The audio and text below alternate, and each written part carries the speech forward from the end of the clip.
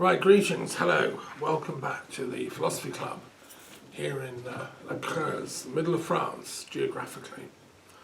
And it's another Sunday. It's the 4th of February today. And we had a meeting earlier of the World Peace Gardens Network, which I chair, which was very exciting. What we're trying to do is get people with gardens around the planet who are interested in peace to make their garden a designated World Peace Garden and join a network of similar things. We'd like some in every country of the world.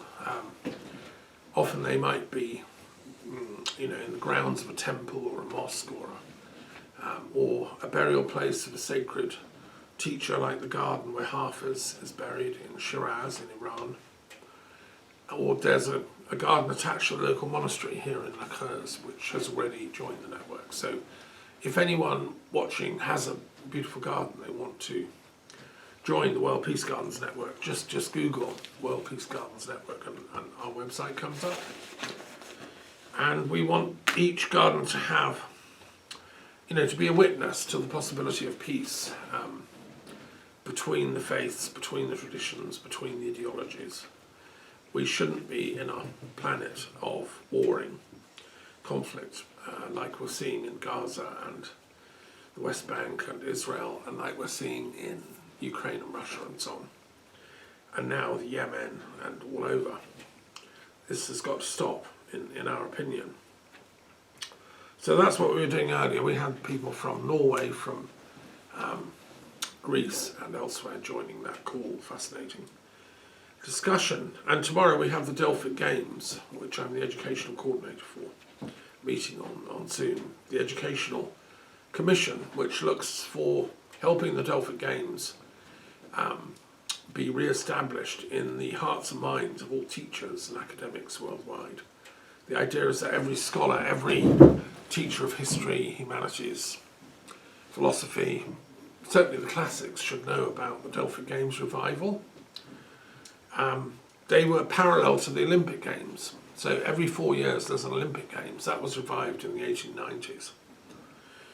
But in the ancient world there were Delphic Games, which were for intellectuals, artists, poets, musicians.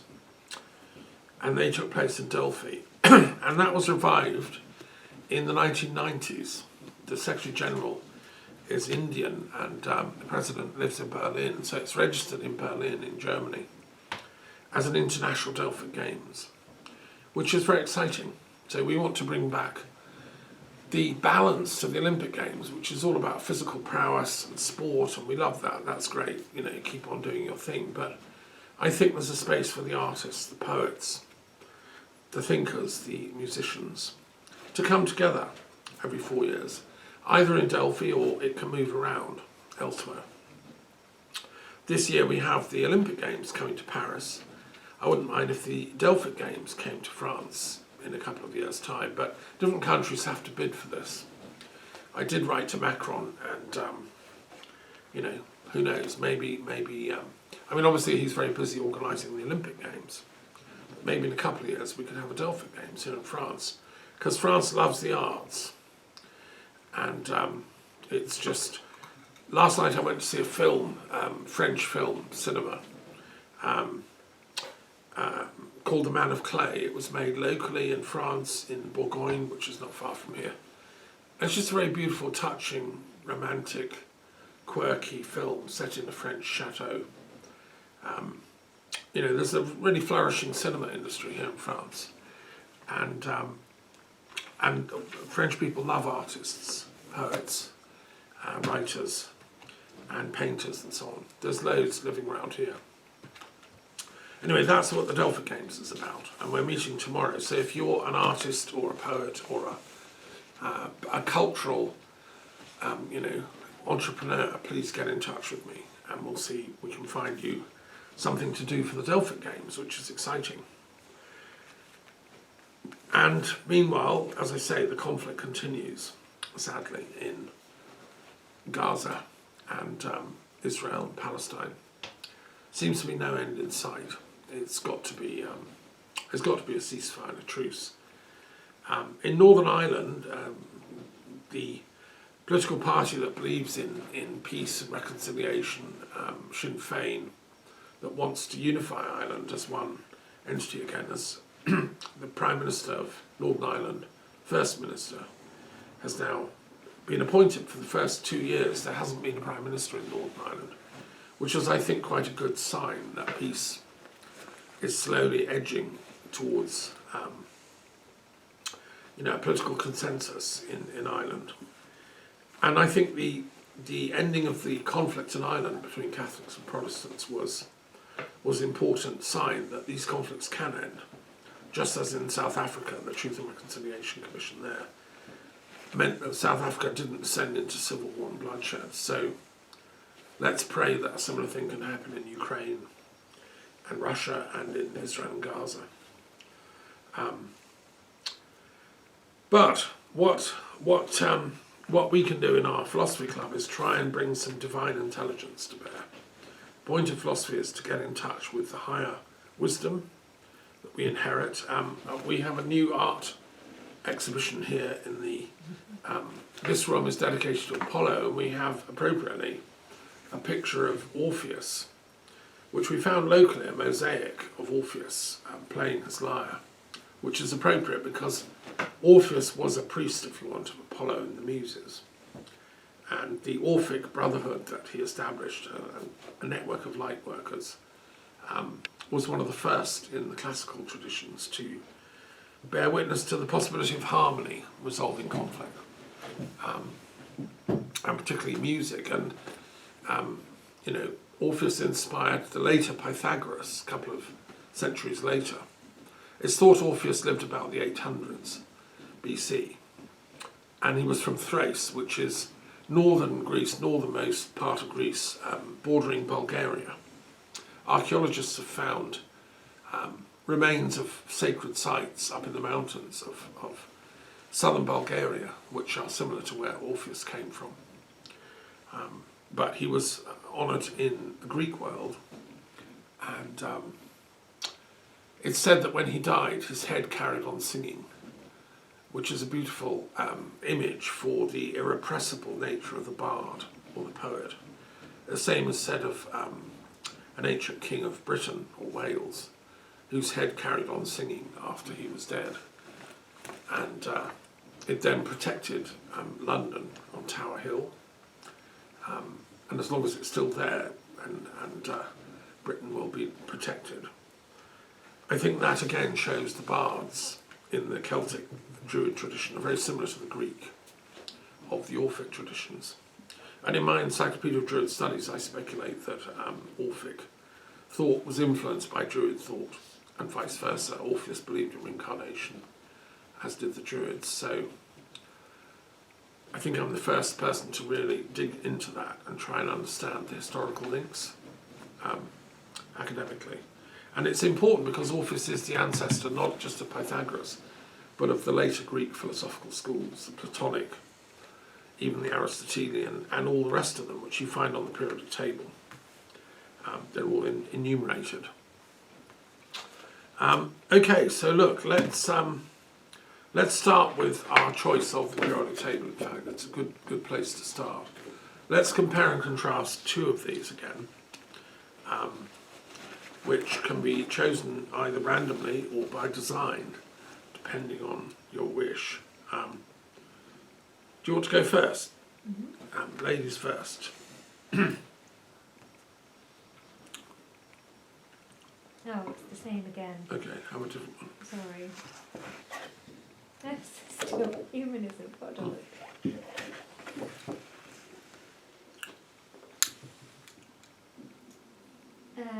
Islam, Shiism. Number 81. Yeah. Okay. Great.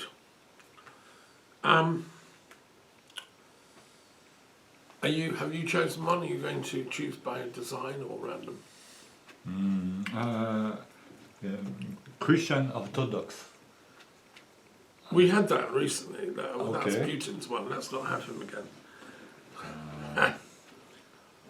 Shintoism, religious. Okay, that's 91. Yeah. Right, so let's do these two then. We have Shi'ism, which is number 81, which is part of the Islamic tradition. And it's a fascinating story how Shi'ism got to be. But maybe we'll start with Shintoism because that's the earliest one historically, and I like to sort of start with the ancient one. Shintoism is the religion of Japan, the native primal religion of Japanese culture, and is very ancient. It's like the Druidry of Japan. And it's a nature-based religion, so the sacred sites of Shintoism are mountains, valleys, rivers, all beautiful spots in nature. The Shintoists believe are guarded over by spiritual beings called kami, which is like a deity or a demigod or an angel, we might say in more Western language. And every spot is sacred, particularly in nature. And often these temples have sprung up in these holy places. Now, religious Shintoism, as opposed to philosophical Shintoism, the distinction is made by scholars of religion that philosophical Shintoism is the kind of teachings, the cosmology, the ideas behind it, based on the study of texts and comparative study of Shintoism with Chinese and other religions, and Buddhism particularly. Religious Shintoism is more about doing the ceremonies, the rituals, because they believe that the gods watch us all the time, our actions as individuals and communities. So the religious Shintoist believes that by doing rituals and ceremonies, which vary from time to time in the calendar, so the spring festivals, the autumn, the summer, there's a calendar of Shinto festivals that take place.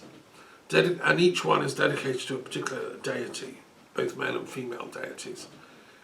So we've just had a Shinto religious festival, I think, for two lovers who a beautiful woman, beautiful man, they fall in love, and eventually they became two stars, constellations. And these are worshipped in a particular religious festival. And you get similar types of things, a bit like the Christian calendar has Christmas, Easter and so on. And then religious festivals take place in the churches. So the Shinto world loves these religious festivals, and the community in Japan take part in them. It's important for them. It binds the community. So it was the sociologist Durkheim who observed that religion has a social function. It's not only about what you believe, privately. That was a very Protestant idea, that it's your personal faith that matters. Durkheim, who was himself Jewish, said, no, religion is about bringing the community together in social events that bind the relationships of the community. So different,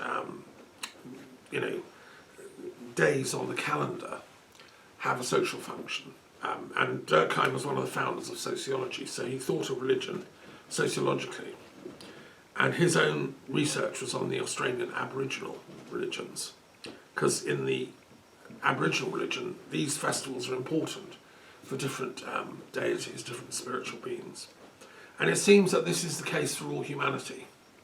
All our tribal cultures began at that level, the same that the Australian Aborigines are still tending to, living very close to nature, and really in awe of the numinosity of existence. For our ancestors, nature is an awesome power that needs, it's not only just propitiating, but also acknowledging, reverencing and worshipping. The word worship in English means to give something its value, its true worth. So worship is to honour the power and significance of the gods. And the Japanese do that in their calendar of religious festivals, and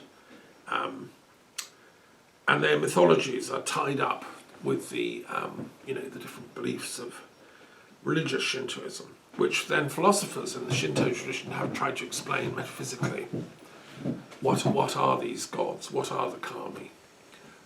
Why do they take these forms and shapes? And we might want to say they're archetypal forms that Jung would say, well, the Shinto gods are kind of play an archetypal role with the human psychology of the collective mind of Japanese consciousness. But so did the ancient Celtic gods. They played a similar role. So did the ancient Babylonian or Phoenician or any of the other traditions that we've got on the table.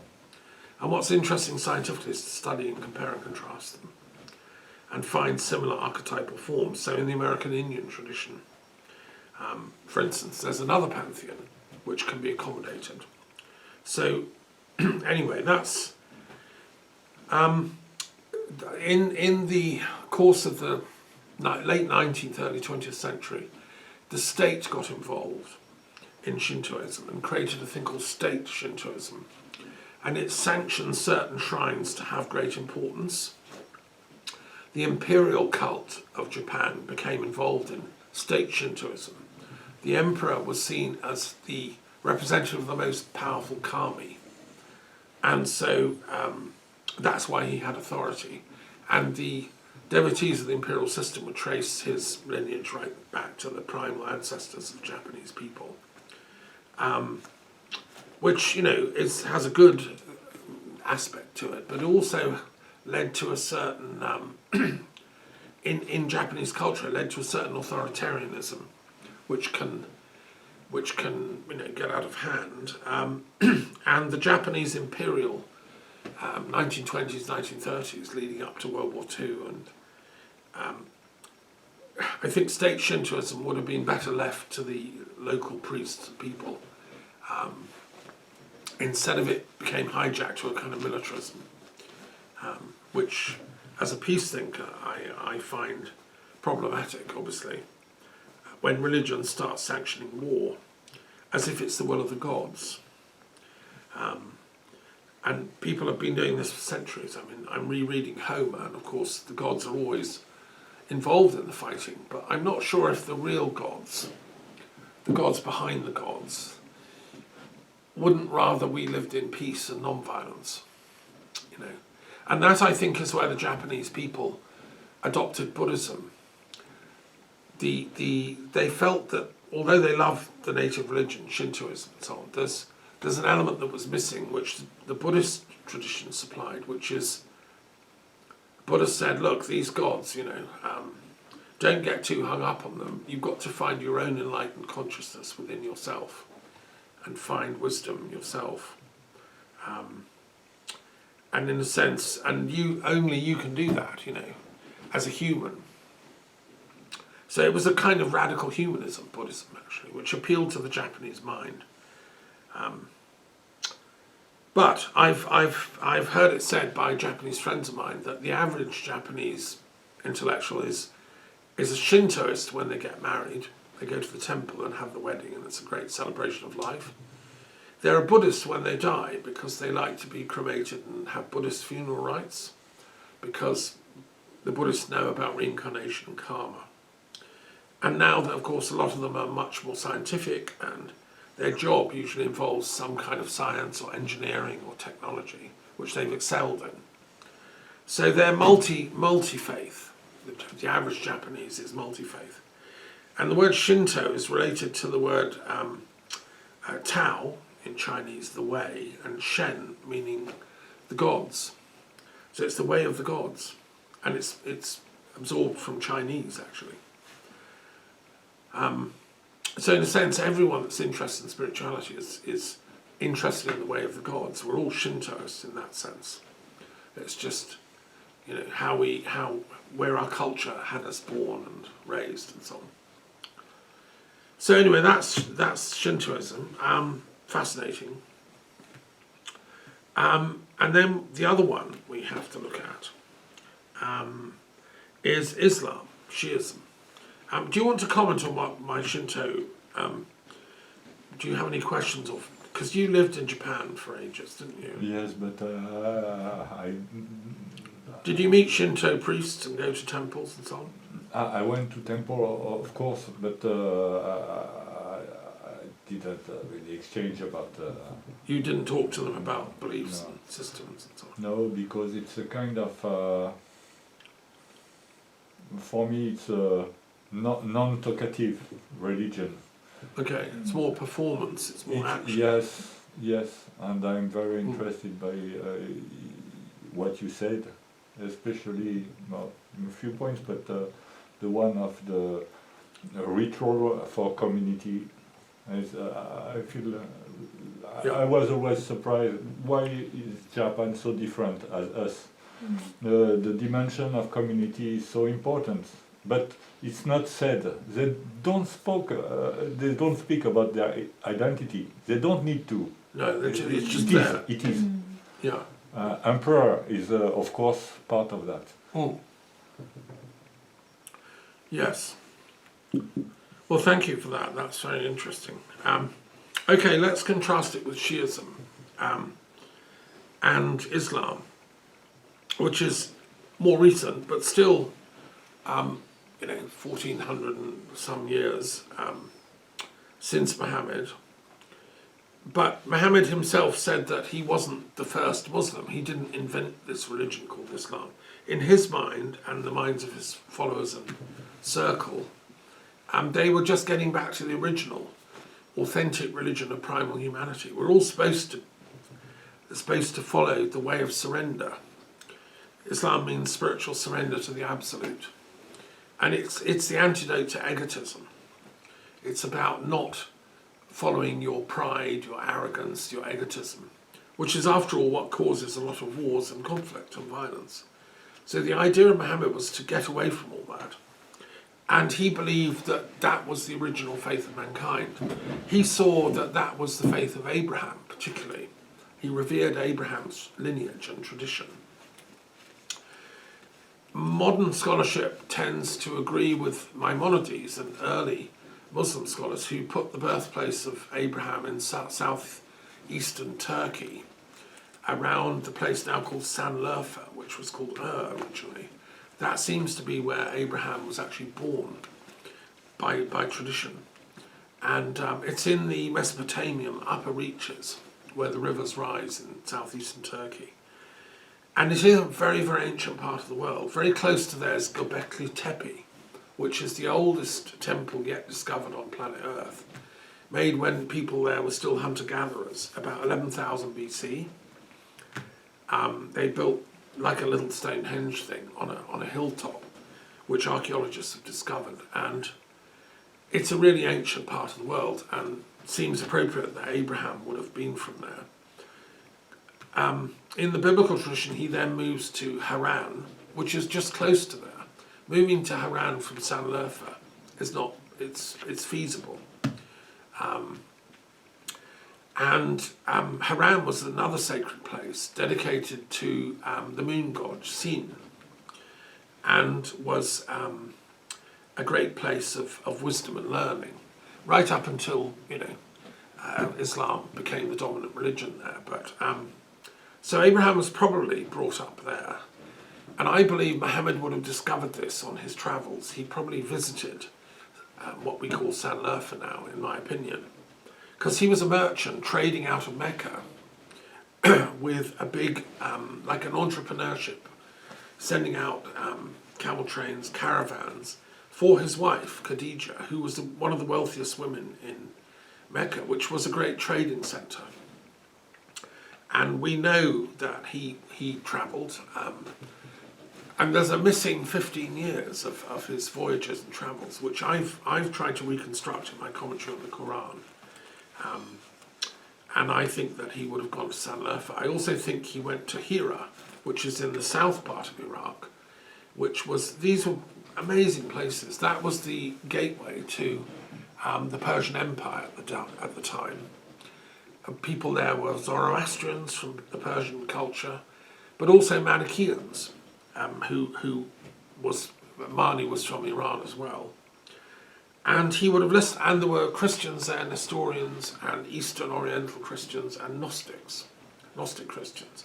And in Mecca, we know there was a Gnostic community of Christians associated with his wife, Khadija, and her cousin, Waraka. So this is the world in which Muhammad grew up.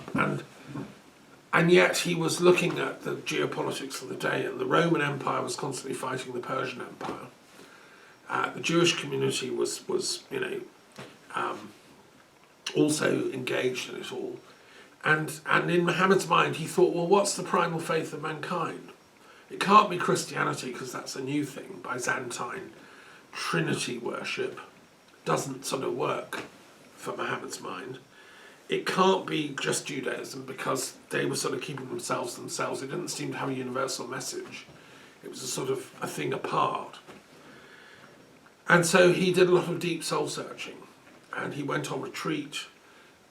He went to a particular cave on a mountain outside Mecca, and he had a variety of mystical experiences and found the answers he was looking for. Having been on all these journeys and meeting people that inspired him, and he came back with this idea that Islam, as revealed in the revelation he received, is the name that should be used for this primal surrender to the Absolute. Okay, so to fast forward, he started teaching that in Mecca. His wife, his small cousin Ali, these were the first converts who became Muslims. They felt, yes, he's talking the truth here. This is a prophetic message come from God. I think, and he then spread that idea to a small group, like adult education classes, if you want, in Mecca. And, you know, a few dozen people gradually came and accepted. And these revelations were received orally from him. People, he himself didn't write, but his students, some of them did, and they wrote it down. Ali, it seems, was literate. And written text began to circulate. The alphabet, the Arabic alphabet they used, was actually devised in Hira, which was on a direct trading link from Mecca into southern Iraq. And it was itself an offshoot of the Syriac alphabet. So it's really fascinating to piece all this stuff together. I've put it all into my commentary on the Quran as a series of working hypotheses, you know. Which is a scientific approach to this. And because I'm a believer in the idea of transpersonal history, I think we can look at the psychology of Muhammad scientifically and say these are the influences on him. His life also had tension. Sadly, human beings are full of conflict. And in his immediate circle in Mecca, he was opposed by people who said he'd gone crazy, claiming to talk to angels. No, we don't want your nonsense about Abraham and that stuff. No, we follow our ancient gods. These were Arabian, primal, pagan peoples who had their own pantheon of gods. And they didn't think Muhammad's ideas fit very well with that. And it came to a clash, which eventually led to the pagan Arabs being quite forceful and violent towards the young Muslim community. And there was jostling, fighting, spitting, all kinds of insults said to Muhammad and his team. And eventually, Muhammad realized that he would have to leave Mecca, his beloved city. And they did what's called the Hijra. They did a retreat into exile and went to Medina, a town about 100 miles away, which welcomed them. And that became the centre of operations for the Islamic community. The first mosque was built there and so on. But the pagan Meccans wouldn't leave it there. They came after them with an army. And several tribes tried to capture, kill Muhammad and destroy the early Muslim community. And the Muslims fought back because although Islam in its ideal form is a religion of non-violence, the primal faith of mankind is, if we all surrender our egos together, there's no violence. But if only some of us do, and others carry on as bullies and people of violence, you have a problem. What do the surrendered people do if they're attacked by the big bullies? Well, Muhammad said it's okay for self-defense. You can fight back, in other words, but you must always do so with chivalry, with certain rules. Never harm women and non-combatants, never destroy nature, never poison wells. There were rules to the fighting back you could do. And so began, a period of 10 years or so of fighting. Of course, the people involved are quite small. They're using just swords and spears and bows and arrows. It's not like mass casualties. But and through all that time, Muhammad was still receiving the revelations, and it's fascinating to see how the Quran accumulated, layers of different insights at different historical times. My commentary on the Quran is chronological, which is the first time any Westerner, I think, has ever done a chronological commentary on the Quran in depth. I felt duty-bound as a historian of religions to do it. But then a tragedy happens, really. I mean, well, the good news is Muhammad survived. His force of Muslims defeated the pagan Arabs, who eventually gave up. They realised they couldn't defeat this. And Ali was at his side this whole time, his top lieutenant, his cousin, but who'd also married Muhammad's daughter, Fatima. Muhammad had an amazing daughter, a highly intelligent woman, with Khadija. And she's really important to the Muslim world. And she married Ali, and it was an amazing wisdom affairs, to use my parlance. But tragically, what happened is Muhammad, after Khadija died, he then remarried several times. He had altogether about 12 wives. I mean, you might think, gosh, that's a bit much, but actually in that culture, polygamy was acceptable. Abraham had more than one wife. It was done. The Jewish community had more than one wife. It was a thing that was accepted in the community. And Muhammad married for political reasons after Khadija. He married the daughters of important clan chiefs from Arabia and from Mecca. And one of them was the daughter of Abu Bakr, who became the successor caliph to him.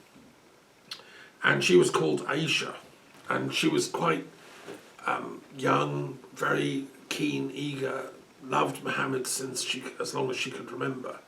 And she was quite in awe of him. And but she didn't get on with Ali.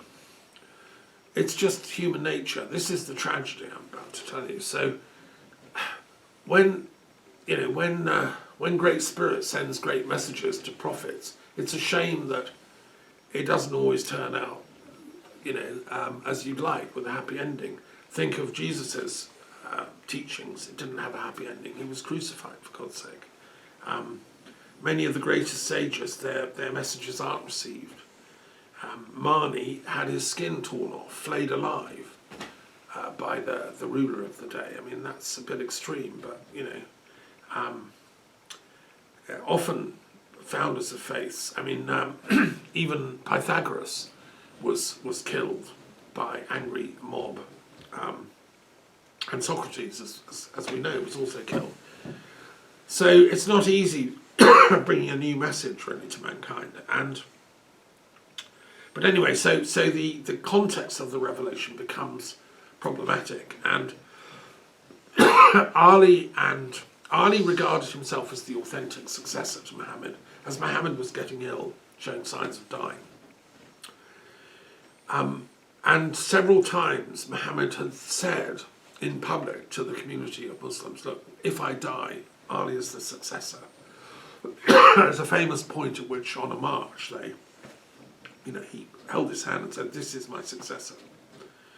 But when Muhammad died, that wasn't accepted. Ali was passed over.